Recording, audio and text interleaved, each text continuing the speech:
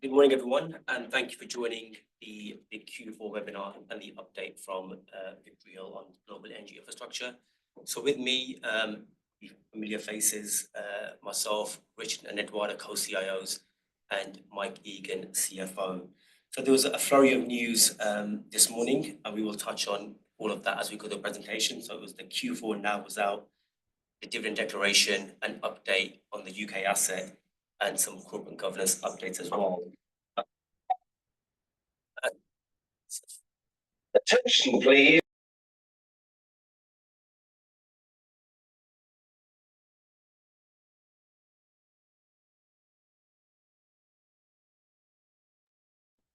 Apologies, that was the new misfire alarm. So we will touch on all of those points as we go through the presentation, but just at a high level from myself, so the Q4 NAV was down 7% to 103.2, largely on discount rate moves, and we will touch on this more detail and our valuation methodology, which we believe is very transparent. So I think this was largely unexpected. The dividend declaration, dividend up 2% in line with our progressive policy, just showcasing the strength of the portfolio and cash flows, and the coverage was around 1 times, and it is higher on a currency adjusted basis. It was a significant milestone on the UK asset. So as you know, we've been producing power on their asset since last summer, but now it's producing a liquefied CO2, so which again we'll go into more detail. On a corporate governance perspective, so there was news last night that Margaret Stevens will be stepping down from the next AGM, or won't be re-electing for the next AGM for personal reasons, and Patrick Firth has taken that role as chair of the audit committee. And also, what we'll touch on in more detail later is the discount. And we are very mindful of this, and we'll go through the details and what we're thinking with the board, etc. But with that, I will pass on to Richard to go through the presentation. Thanks, Navin. Good morning, everybody. Thanks a lot for joining us. Before we take you through the NAV update and some of the updates around the assets, I thought it'd be a good idea for us just to go through the basic principles of what ENRG is about. Now, as we came through the IPO, we wanted to put together a product that fully addressed the energy transition in a global context, because we believe that's the best way to allow shareholders to get access to private market energy deals that both made a sustainability impact in terms of the energy transition and also offered investors a differentiated return. So with that in mind, we've comprised a portfolio, which we'll take you through, that offers a diverse opportunity set, both in terms of geographic deployment and also in terms of deployment into different technologies, given this is a technologically agnostic strategy. However, a couple of things to bear in mind in terms of the principles of this strategy. The first being, the income element and the ability to pay an accretive dividend based on assets that are yielding pretty attractive cash flows underneath it.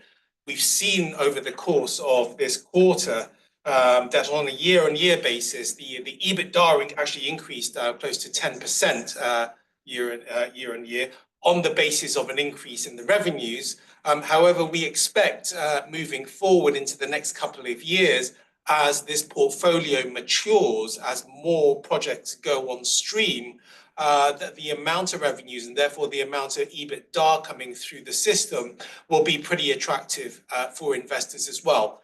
This has all already been pre-planned right at the outset. We expected in the strategy to reach maturity in a lot of these assets as we went through 2025, and you'll see the results of this as we go into the next couple of years, as I mentioned before. Now, all the revenues in the assets are inflation linked, and there's a high level of revenue visibility in these assets. And of course, this strategy itself has some of the lowest gearing levels in the sector.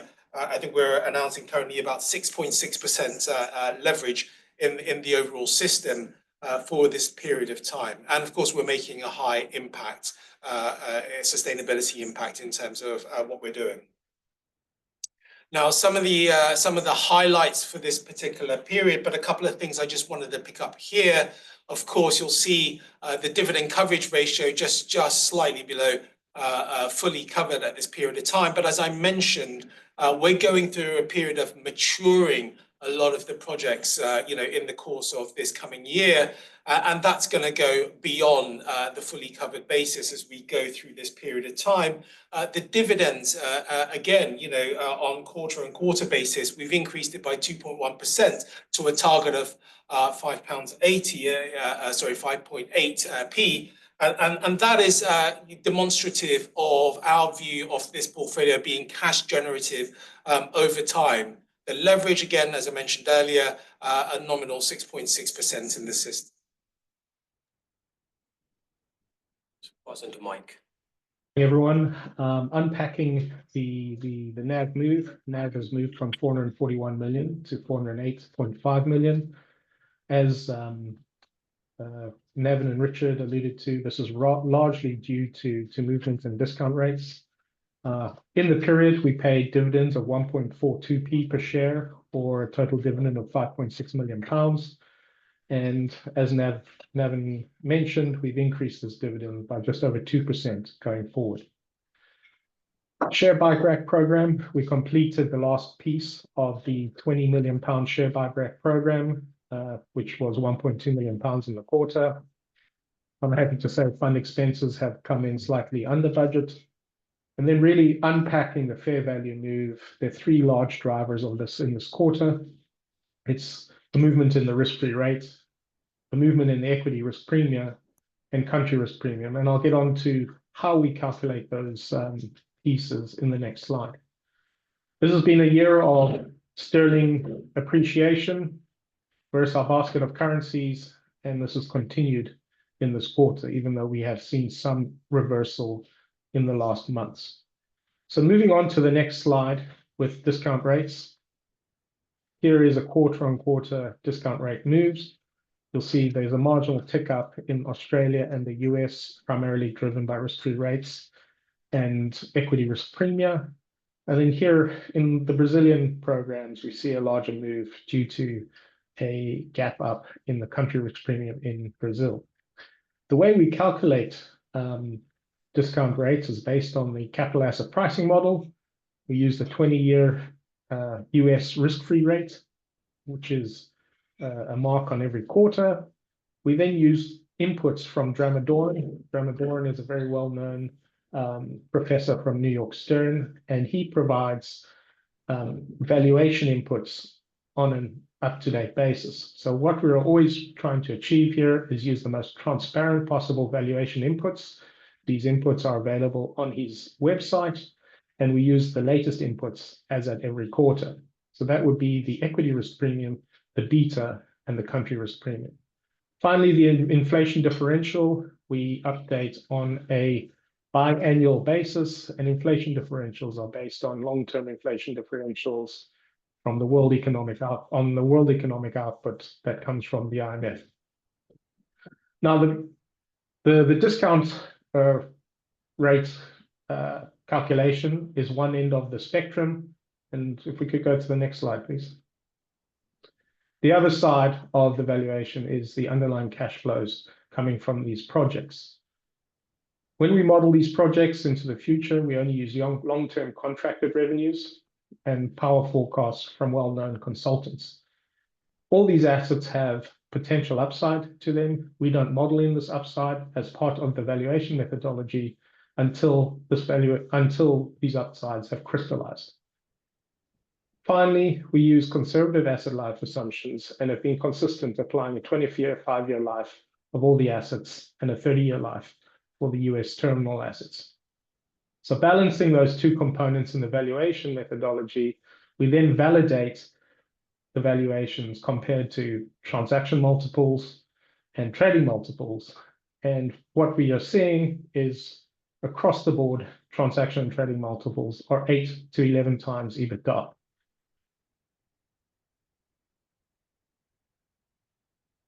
A little bit more detail. I don't think we need to go through this slide, but it's there for inputs into the various models. Thanks, Mike. Now moving on to reviewing the current portfolio and asset by asset updates. I just wanted to make a comment really in terms of the portfolio status there on the left-hand side. We're seeing now operational assets comprising about 69% of the overall portfolio. Of course, the fund is fully deployed into these assets, and really the name of the game for us at the moment, what we're focused on is getting that portfolio into fully operational phase, which we are very confident to do during the course of this year. Now, of course, this fund and the rationale of this fund is to seek to raise capital in the most efficient way as possible and deploy it into these private market energy opportunities. And we're able to do that pretty efficiently, really, to build up the portfolio. It is a scalable strategy, and we want you to have that in mind as we go through each one of these investments in the portfolio. Looking on the right-hand side, during the course of the period, of course, we added the Spanish, Swedish, and Portuguese assets, and thereby further diversifying the mix in the overall portfolio. And of course, by technology as well, we have onshore wind in the system as well. Now, moving on to some of the updates of the individual asset programs. And of course, we call them programs because we don't just acquire single assets. We work ultimately with developers on the ground in different geographies who have specific insights into certain technologies that they believe is in short supply, where we can capture value in those particular markets.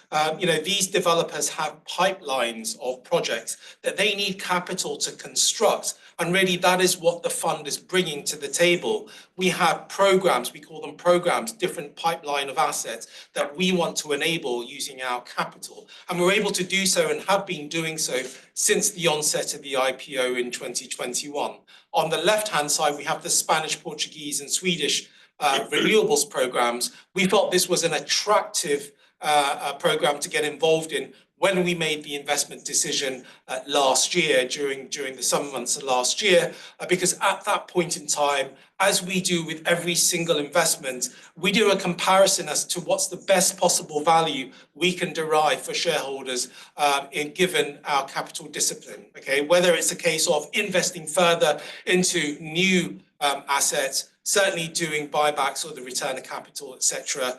We thought at that particular point in time, given where the share price was, this was the investment to make to achieve a 10% levered IRR in the first instance by deploying into the renewable assets and building those up, and thereafter hybridizing these assets with battery storage to achieve a levered IRR of thereabouts 15%. Now, where have we gotten to in terms of that program? Well, we were anticipating the participation of a strategic investor coming in at that point in time, co-investor. That investor didn't ultimately come into the program, but that didn't matter because we were still able to secure through our capital injection and through project finance 150 megawatts of thereabouts portfolio. We are currently busy and in the process of enabling that first 100 megawatts of the program itself, which we're very confident will be coming on stream in this year.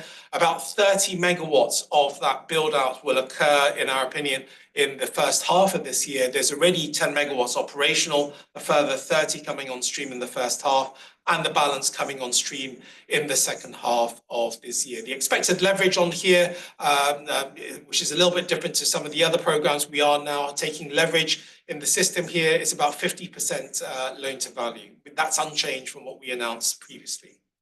Now, in the Australian solar PV and battery storage hybridized systems, this is a program of 7 assets. We've currently constructed their operational 5 assets, and we're currently in the process of constructing the remaining 2 assets in New South Wales. The 5 assets, particularly those 3 in New South Wales that have been operating since last September, have been really going great guns. We've been able to achieve and capture margins in the system by using batteries to capture the electrons, the free electrons from our solar sites, and dispatching them at the favourable shoulders in the mornings and in the evenings, garnering what we call the duck curve, the margin there, that's been outperforming the types of curves, consultant curves that we've been seeing for those periods of time. Now, we want to prove up the case of what we're seeing and what our assets are doing in reality on the ground over a longer period of time before we revise some of the consultant curves that we've been adopting for valuation purposes in the longer term. And we feel pretty confident we're going to be able to outperform those over time. So that's something to bear in mind. We have the 2 remaining assets that we're constructing, as I mentioned, in New South Wales. They're due to come on stream as we go into the summer months this year. We're very excited about the prospects of those coming on stream and garnering further margins in that system.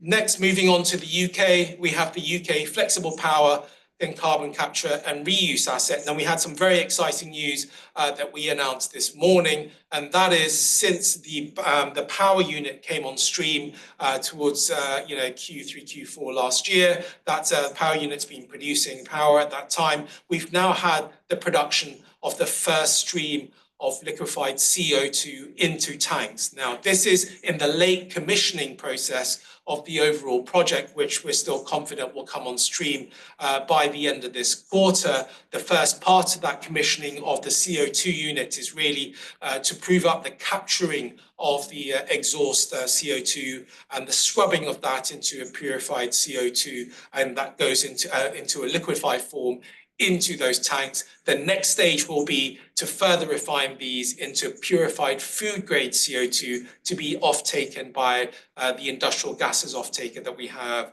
an off-take agreement with. So we're very excited about the potential of this project as it currently stands. Moving on to the Brazilian hydro facility here. During the course of the period, we had a more favorable cost position thereabouts, because there was above average rainfall into the system. So therefore, there was more resource in the reservoir, therefore lowering operating costs. That's great. We have a great operating partner on the ground in Brazil, that's ENRG, and they've been looking for cost savings, as we've been operating this plant. You would have remembered in 2022, we acquired this plant that was already operational, that's already throwing off EBITDA into the system. And of course, gaining operational efficiencies is great. ENRG, our operating partner, are also very good in terms of looking at attractive long-term PPA opportunities in the market. And during this period of time, we secured PPAs for the next couple of years, the 25, 26, at peak prices during the severe droughts in the early 2024 period of time. So, commercialization plus operational excellence is really what the Brazilian hydro facility is about. Moving into the distributed Brazilian solar PV assets. Now, of course, you remember there are 16 assets in total in this program. We have already commissioned and are operating 10 of those since last year, and they've been performing thereabouts according to plan. The issue has been to get the remaining 6 online, and we're pleased to say we had a further 2 announced earlier this year in 2025, and we're busy working on the remaining 4 of those assets and getting those online during the course of this year as well. Moving on to the US terminal storage assets, we were pleased to say, certainly in terms of update, we had a loan. You will recall that the US terminal storage assets was the only asset that had leverage in the system, and we were pleased to have refinanced this into a slightly larger loan in the period of time, which demonstrates really that this is a bankable project. From a commercialization perspective, we've probably reached a plateau in terms of the type of commercialization opportunities we have here. For the minute, we drove this asset that was a $6 million a year EBITDA asset into thereabouts $15 million a year EBITDA run rate through our value creation measures. We're always on the lookout for further value creation measures that fits into our sustainable energy wrapper within this investment funds. But as it currently stands, we are at a plateau in terms of the EBITDA arrangements. Now, of course, we had some commentary around what possible impact the recent Trump tariff may have on the cross-border movement of the residual fuel slurry into our assets. And as you would have read previously, our current read of the situation is that there is a low risk attached to any interruption of those fuels coming into our fuel storage terminals. And there is further optionality for the Mexicans should they believe the US is not the final destination for that particular product. It would still have to come into our fuel storage terminals in this foreign trade zone, but then would be re-exported out into third-party countries to be further refined into a fuel product. So our assets remain unaffected, and that is our current read. So we wanted to give you a little bit of an overview in terms of the financial profile and a year-on-year comparison in terms of, certainly the 4 programs that are currently operational to demonstrate to you really the revenue build-up in these assets over time, and also the EBITDAs that we're registering in terms of growth as well. And you'll see out of those, really, we've been generating, certainly sustainable and plateau type of revenues and EBITDAs from the US terminal storage assets. But then the growth areas in terms of revenues has been the Australian solar plus BESS hybridized facilities, where we've experienced the growth in that portfolio with the 3 hybridized assets coming on stream during the course of late last year, and also the Brazilian solar PV assets. We announced 2 further assets coming on stream during the course of the beginning of this year as well. But then a slight decrease in terms of the EBITDA coming out of the Brazilian hydro facility. You would have heard me mention about the shorter term hedges and PPAs we put in place on that facility. And there were a couple of hedges that we unwound very marginally at discounted levels during the course of this period, which registered the slightly lower EBITDA there. But that's not a structural effect over the long term. And here you would have seen this particular chart, certainly in our last published annual report. We wanted to show you as well how much of the portfolio has actually been contracted under long-term revenue contracts, because that's a key important piece of this strategy as well. And of course, you would see at least 80% the portfolio over the long term is contracted. The slight dip there in the orange line in terms of the contracting demonstrates the increase in the Australian solar plus BESS portfolio, where we had the further 3 assets coming on stream at the end of 24, and then the further 2 we're expecting coming on stream this year. That portfolio is currently uncontracted, it's merchant, and we said to investors at the outset, once we fully built out the assets, we will consider hedging arrangements to at least provide some level of downside risk protection. For the purposes of this analysis, we wanted to show you the fully unhedged version of this so that you could see, even with the fully unhedged, uncontracted Australian assets, we are still hitting pretty high coverage rates in terms of the contracted part of the portfolio. Thank you, Richard. And just briefly on sustainability and governance. So obviously we showed the sustainability numbers earlier on, but from that perspective, there was obviously the name change that we did last year, end of last year, really driven by the new regulatory requirements by ESMA. But the objective of the fund has not changed. It was more around regulation. And of course, with the new SDR regime, so the fund is already Article 9. With the SDR regime, we have taken on or adopted the sustainability impact label. We were one of the first trusts to do that, so just providing investors with more transparency when it comes to reporting, as we have always done. From a governance perspective, I guess I mentioned earlier, it's really around the discount and the white discount and frustrations around this, as are we. So what can I say today? We are, like I said, we and the board are very aware of this, and we are actively exploring all options to, what we can do and provide shareholders what is best on that front. The board are very much, as are we, engaging with shareholders. And if anybody, of course, wants to speak one-on-one with us or the board, please do get in touch with us or Numis, and we will happily arrange those conversations as the board is already doing. So please do get in touch, as we are trying to find a solution. I guess from our perspective, when we came to market in February 21, this was a differentiated product. We still believe it is, even, sort of 4 years on. And the only way to access these types of returns and these types of assets around the world and the energy transition and the impact in this particular wrapper. And again, no one else has come to market providing this. And the expectation was always, given the opportunity set and the mandate we have to be a multi-billion-pound fund with more assets, more income generation, higher dividend coverage, and growth coming online, given what Richard spoke about in terms of the programs and how we want to build those out in particular markets. And again, so I said our philosophy and mission has not changed. The market is who the market is. But from our perspective, we of course remain mindful and appreciate the support and that we've had since IPO and subsequent raises, and we are trying to do what it takes to help shareholders and of course narrow the discount or manage the discount as we go forward. So hence exploring options and engaging, and hopefully we'll come to some sort of solution at some point. But I guess from our perspective with that, we'll pass on to Todd for any questions. Thanks, Nam and Richard. Few questions come in. First one, just to clarify, what percentage of the portfolio do you think will be operational at half year and full year in 25 from the 69% number at the end of 24? Yeah, so the trajectory that we're looking at the moment is, achieving pretty much all of the portfolio being operational by the end of the year. And I think we're very much well on the way to that. And I think we've probably made some progress from the period under review. So watch out for certain, announcements certainly in the near future, because, the rate at which we're actually bringing the assets online is pretty encouraging.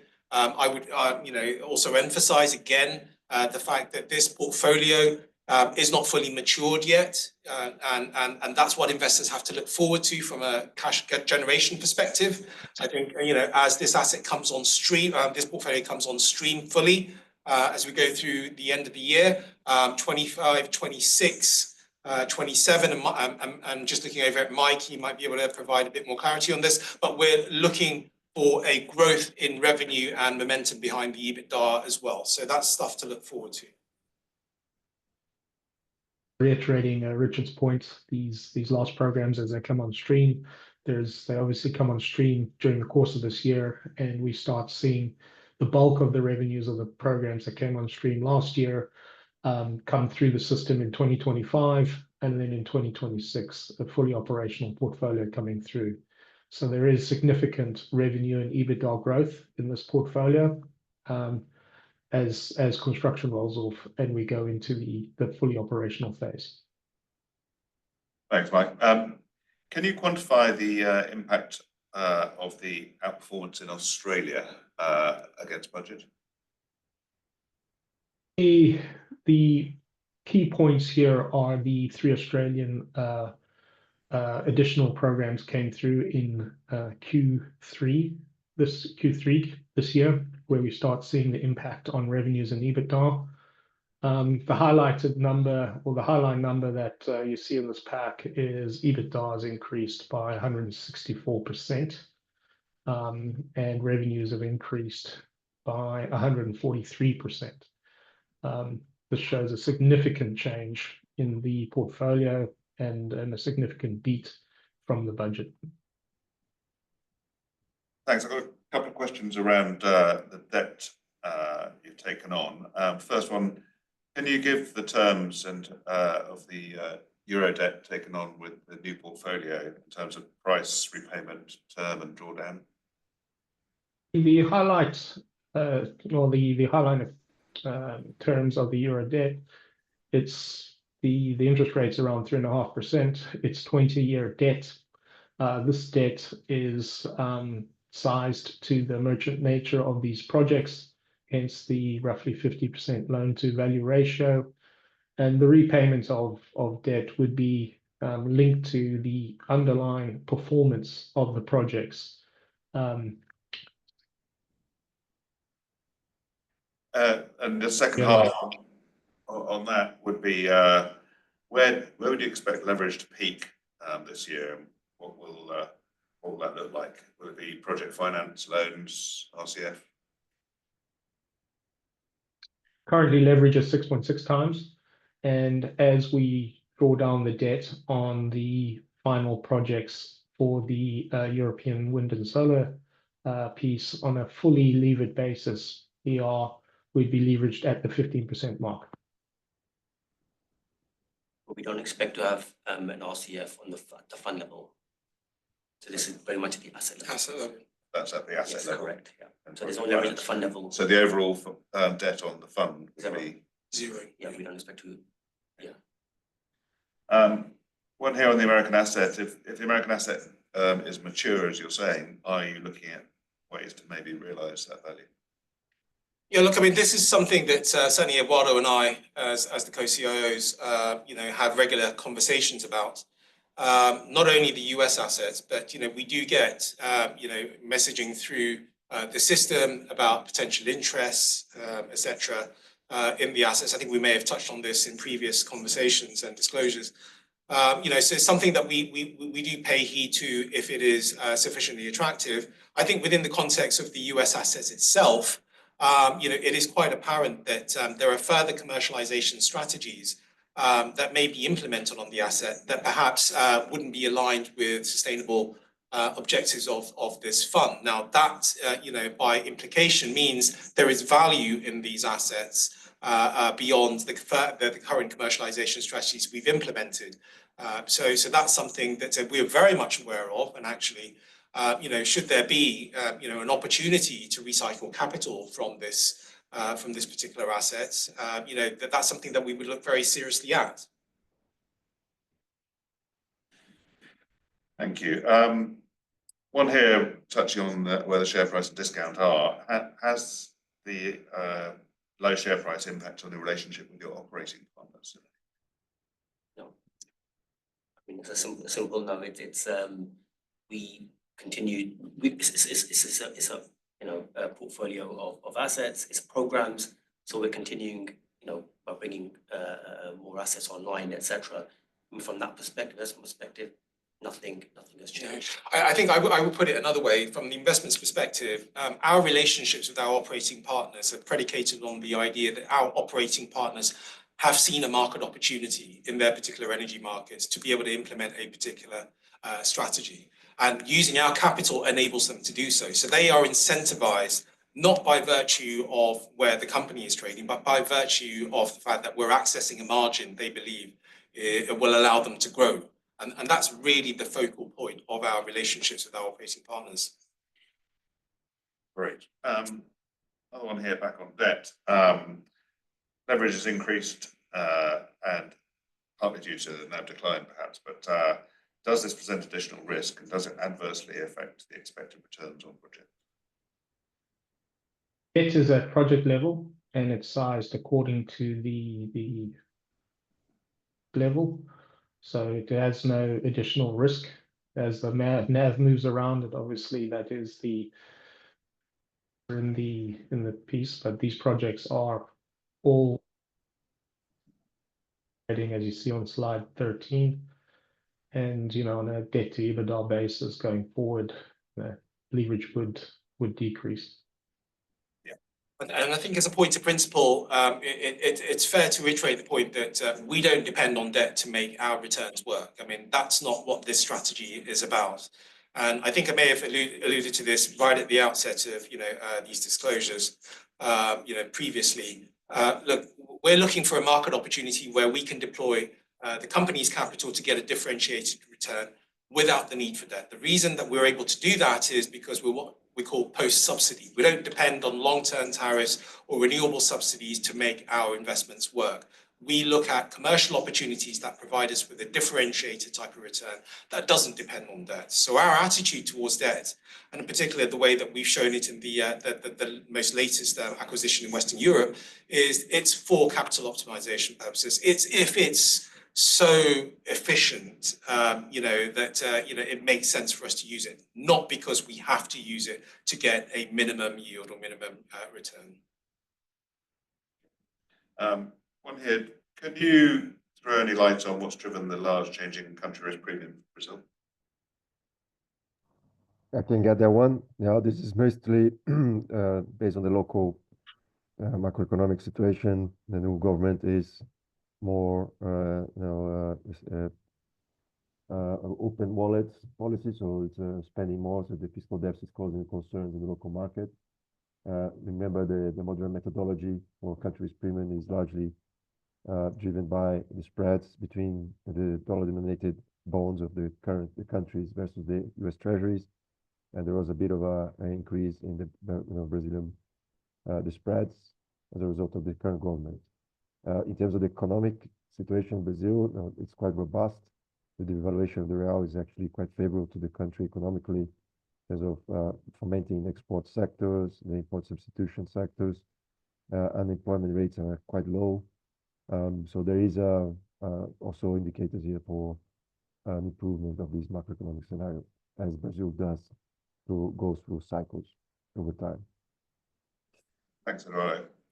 I think it's interesting to note probably that the real probably back where we started in 21, so it's been through a bit of a cycle. Yes. Another one here on potential for sale of assets. Will any capital recycle be invested in buying back equity, opposed to discount? It's difficult to think that you can invest in new assets with a higher return than your own stock.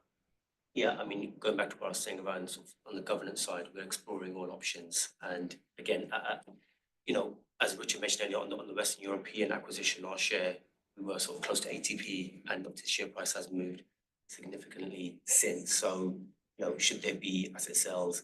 Yes, it's probably unlikely that it will go back into new projects, and we will see, how does that go back to shareholders versus investing back into programs or new assets. But again, like I said, all options are open, and we're discussing everything with the board, and as I said, and engage with shareholders as to what's the best use of that capital when realising any sales. A couple of questions, thank you, around power prices risk and around your assumptions on the benefits of hybridisation. So do you have any concerns around power prices in the long term as more renewables come on stream? And what measures do you think you can take to ameliorate those risks? Yeah, I think our views on power prices risk, particularly in Western Europe, we're talking about territories where there's high level of penetration of renewables, so therefore we achieve what's called price cannibalization, oversupply of renewables, therefore driving prices down. It is not natural for us just to go into a market and pursue a particular strategy and be fully exposed to the power prices without some theory behind how it should be mitigated.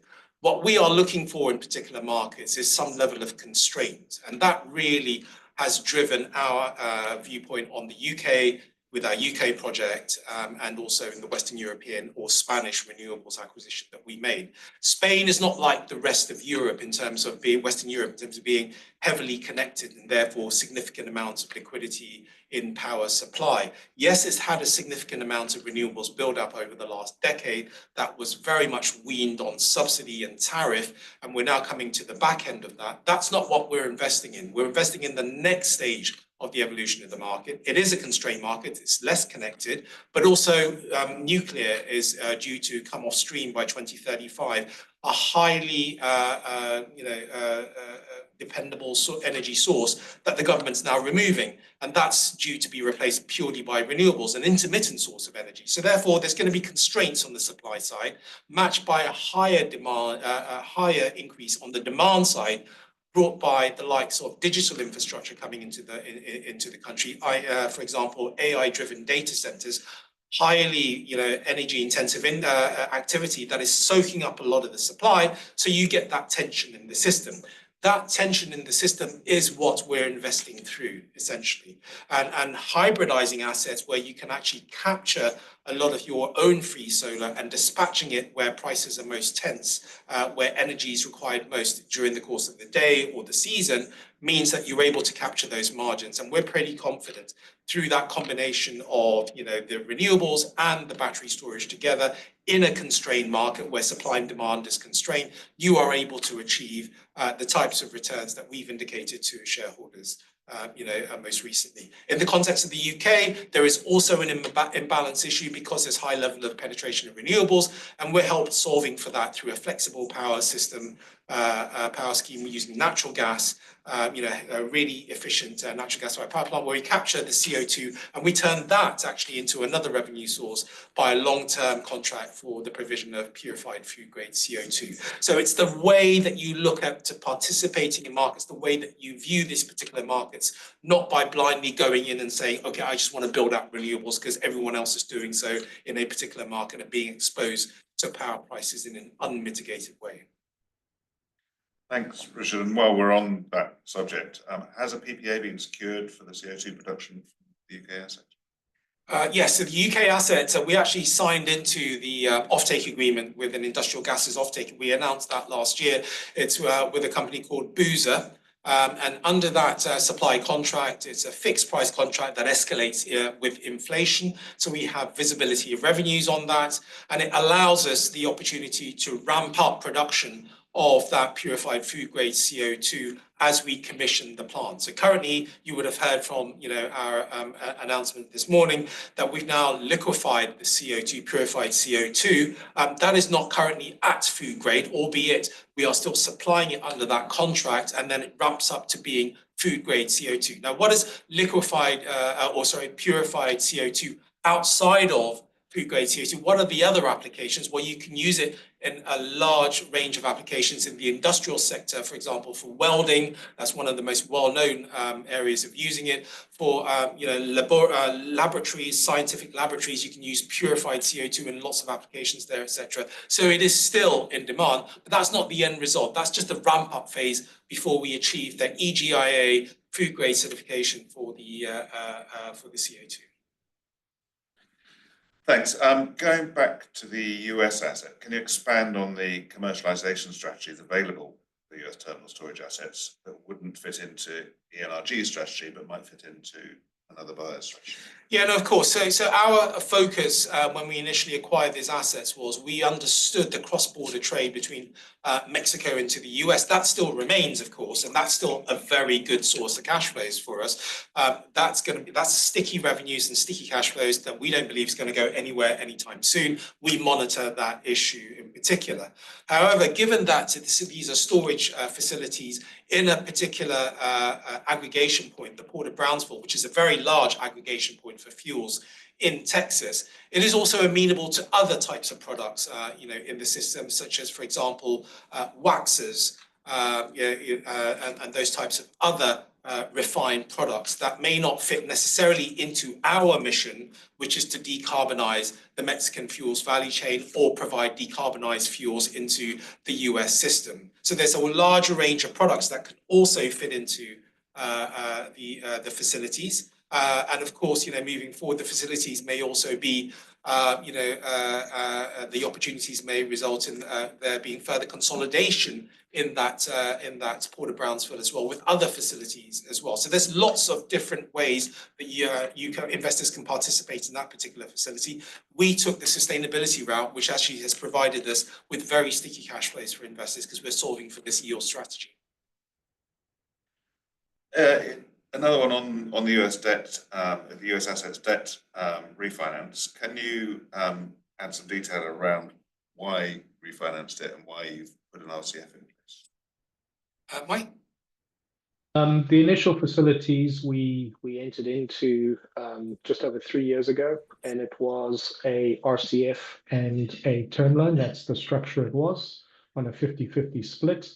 That was for a total of $16 million. The facility at that time was for 4 years, and we are coming to the end. We will be coming to the end of that 4-year term in October this year.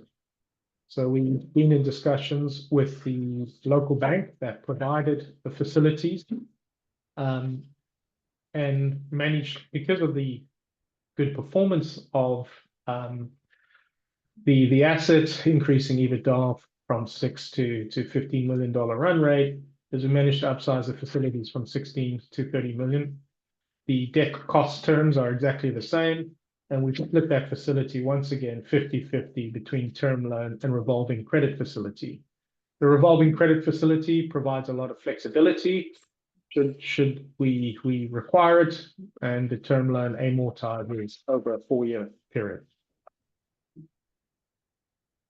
Thanks, Mike. Another one possibly for you here, asking, can you provide like-for-like EBITDA revenue growth data excluding the new assets? Well, I think we refer to slide 13. It is there. The assets that are stable, i.e. there's been no movement in terms of, assets accretion or assets coming online, or the US terminal storage assets and the Brazil hydro facility.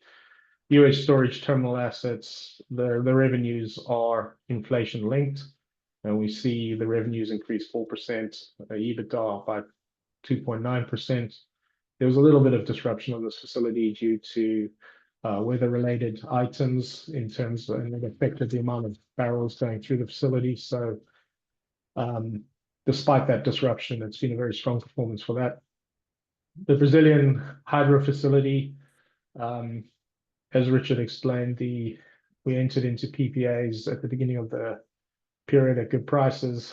Given the drought, we had to close out a few positions, which did result in a little bit of an effect on EBITDA. The revenues in this facility are still long-term, underpinned by long-term PPAs with inflation-linked areas. So despite having a bit of volatility, it's stable and should be increasing over time. And then obviously on a like-for-like basis, Australia and Brazil, it's very difficult to determine as all these facilities or additional assets have come on stream during the period. Just want to note the Brazilian solar PV assets are inflation linked under 20-year PPA terms, so local Brazilian inflation. So going forward, you'd probably see a little bit further increase in revenue in this period as these plants, the last 3 plants come online, and then there'll be a sort of stable uptick according to Brazilian inflation. Thanks, Mike. Could you remind us of your FX hedging strategy and how that might reduce the impact of FX? As most of these revenues of these assets are inflation linked, in the local currencies, the hedging strategy we've gone on is over the long term, purchasing power parity should compensate for any exchange rate movements. So the only only exchange rate hedging we do is actual distributions coming out of these assets, and for a period of up to 12 months. Thanks. So one more going back to the US asset. You've got some headroom into your debt. What might you need to use that extra for? Was there because it was offered by the bank, so there's some great optionality there. And should any smaller bolt-on pieces of the project come available in the next 4 years, it could be used for that. So it's really providing balance sheet flexibility going forward. Thank you. Another one going back to the EBITDA figures. Could you also provide revenue and EBITDA figures for 22 for further context? I guess not right here, but maybe we can come back on that one. Yeah. Lovely. Well, unless there are any other questions or any closing remarks you'd like to make. No, I think we've gone through. There is still very much the belief in this portfolio, and it will continue to strengthen over the course of this year and the following years as more assets come online. The revenues and EBITDA, as we mentioned, should strengthen further. Inflation linkage, this remains, the most diversified portfolio within the sector, and we can achieve great things and the impact that we can have, across the globe on communities and obviously the broader mission. But equally, very mindful of where we are today with market conditions, and we are engaging actively, and we do encourage those conversations as to what we do going forward. But again, thank you for your support, and yeah, please get in touch with us or Numis if you want any one-to-ones. Thank you. Thank you, everyone. Thank you.